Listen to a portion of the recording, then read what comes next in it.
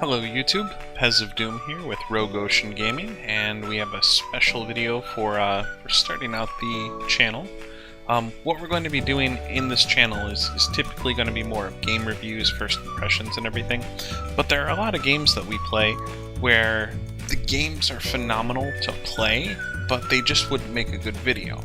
And so today what I wanted to do was go over a few of those games that we found that are real gems that you should check out if you can, but that just aren't as much fun to watch as they are to play. So without further ado, let's get into it.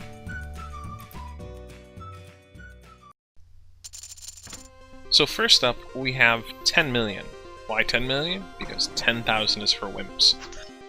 You are basically Indiana Jones going through a temple, because, I mean, look at him, he looks like Indiana Jones, obviously.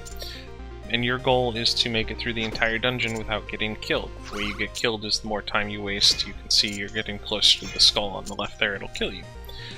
You need to match up blocks, just like you would with any other game, but you have to match them for their purpose. So, swords for killing, magic for killing, wood for resources, which you can use to upgrade your home base, keys for chests, and then the little treasure chests will give you one-time items that you can use, such as, you know, like a key to unlock a chest, a door, things that'll change all your stones to something else, that kind of stuff. It's a really fun game to just play.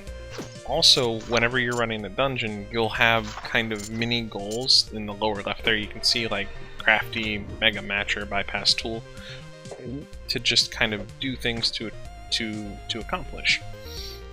As you get through the level and progress, eventually you'll get to a final boss where you gotta fight it. So this is kind of a new tier for those people who like gem matching, because instead of just matching them, you kind of have to match to a purpose and plan ahead a little bit. It's actually pretty hard, but it is very addictive, just like all the other gem games out there. I had a lot of fun playing it, and I'd really recommend it to the rest of you. There are some RPG elements to it. For example, when you die or when you start the game, you go back to your home base, and as I had mentioned, your home base has a bunch of areas where you can go to train up your guy to get special skills, level them up. So, you know, there is a purpose to the game other than just playing and dying, playing and dying. It's, you know, upgrade this, upgrade that, level it up. It's all pretty self-explanatory, very intuitive. The gameplay is phenomenal, and the music is like your old 8-bit addictive kickback.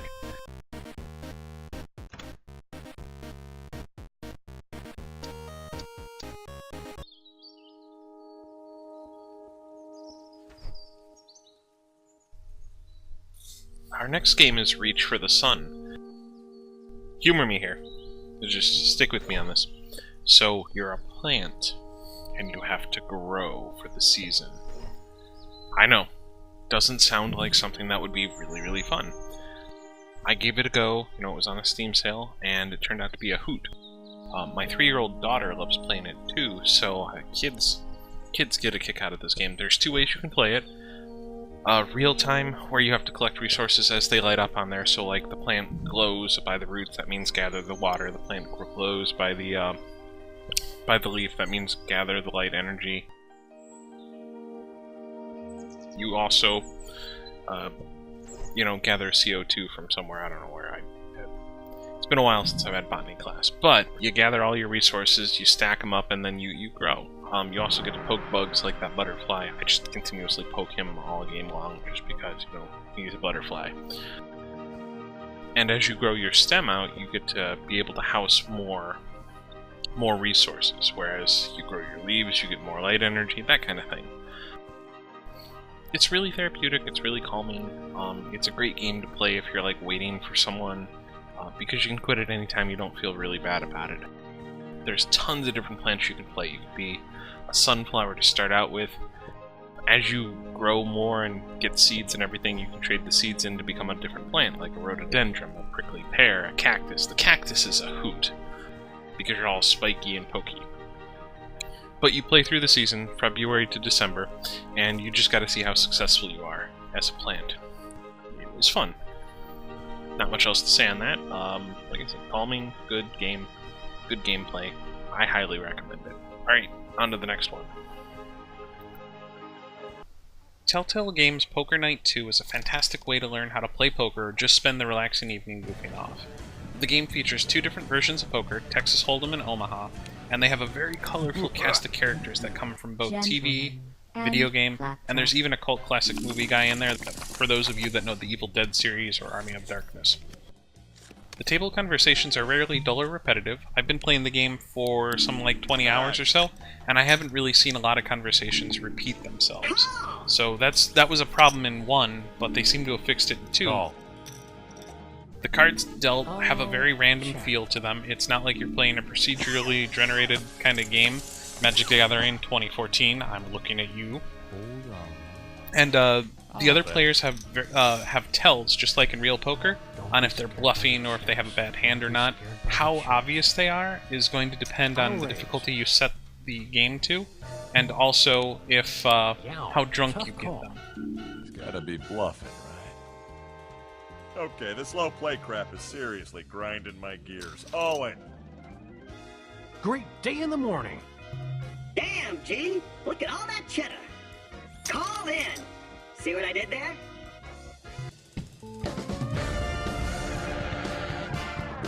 Playing more games will not only net you prizes in the game, but also prizes for other games, such as Team Fortress and Borderlands 2.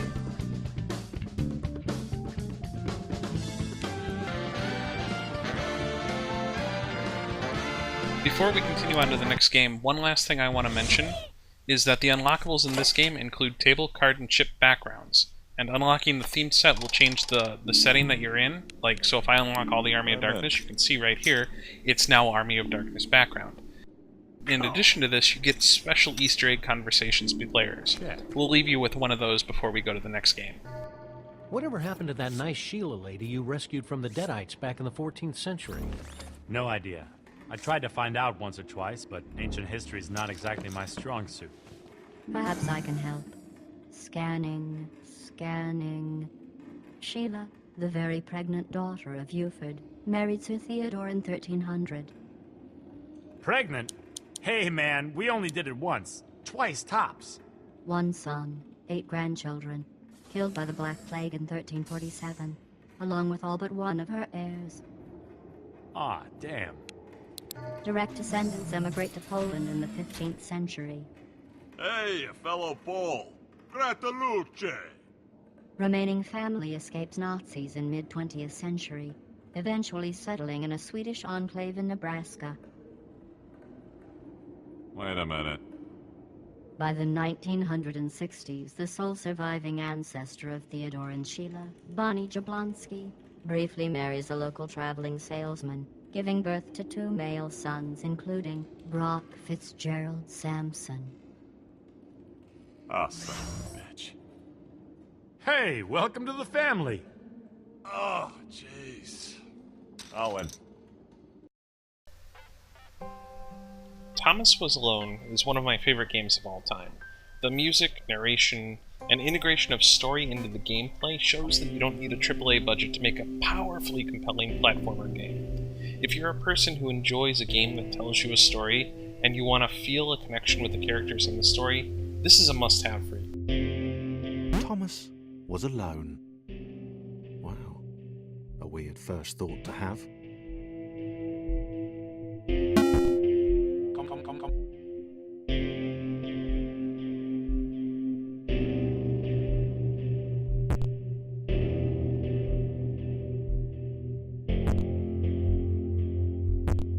Thomas decided to start listing his observations for posterity. 1. The whole alone thing. 2. Portals. They led somewhere. He'd yet to work out where. 3. Falling. Thomas was absolutely fantastic at falling. He was almost as good at falling as he was at observing. We can't show a lot of the game without ruining the experience, but to sum it up, you should buy this game. It's really worth it.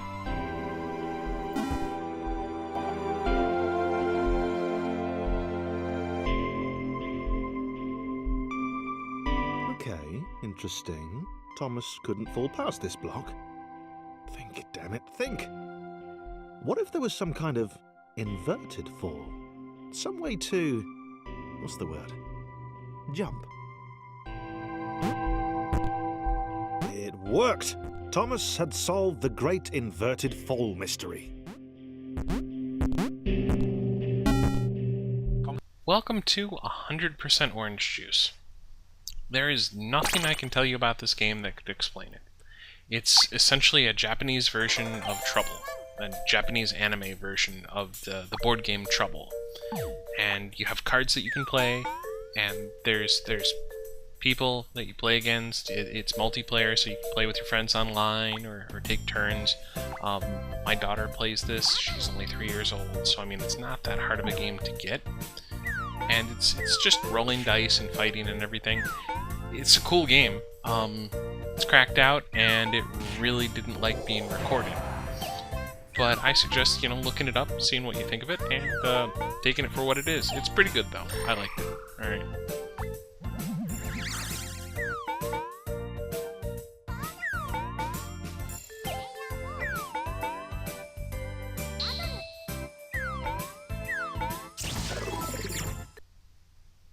So there is one more game. We'll do that one and then we'll end it, but this is only for people who don't get headaches from flashing lights or are liable to have seizures. So if you're either of those two people, this is it for you. Just skip out from here, don't watch this last one. And thank you for coming and watching the YouTube channel. Please subscribe, like it, if you want to see more of these games you didn't really know about. And thanks for being here. Alright, are they gone? Alright guys, now that we've got the lame people gone, let's check out this game. It basically takes any of the music that you have on your computer, and it lets you play through a level that generates enemies and everything based on that song. It's kind of like Asteroids. I don't know if you remember that old game where you're like a little ship and you shoot the asteroids. It's very similar to that because there are asteroids in there that you get. But you're on a map, and you gotta fight enemies, you gotta get power-ups, and you've got to just take them down. I can play this music because this is music from Free Library, which I downloaded so that we could do this. Enjoy watching it and see if this is something you want. Like I said, there are lots of flashing lights, so enjoy the music, and thanks for watching this video. Have a good one, guys.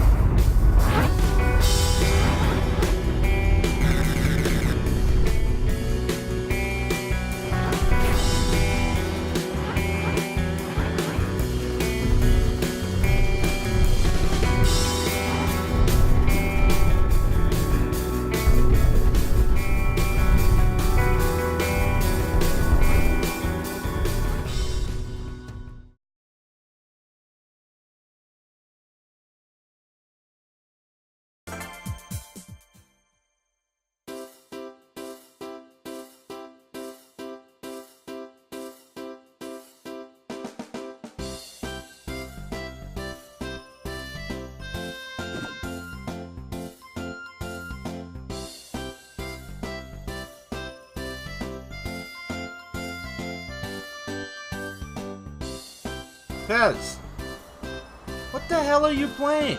It's not me, it's the Japanese.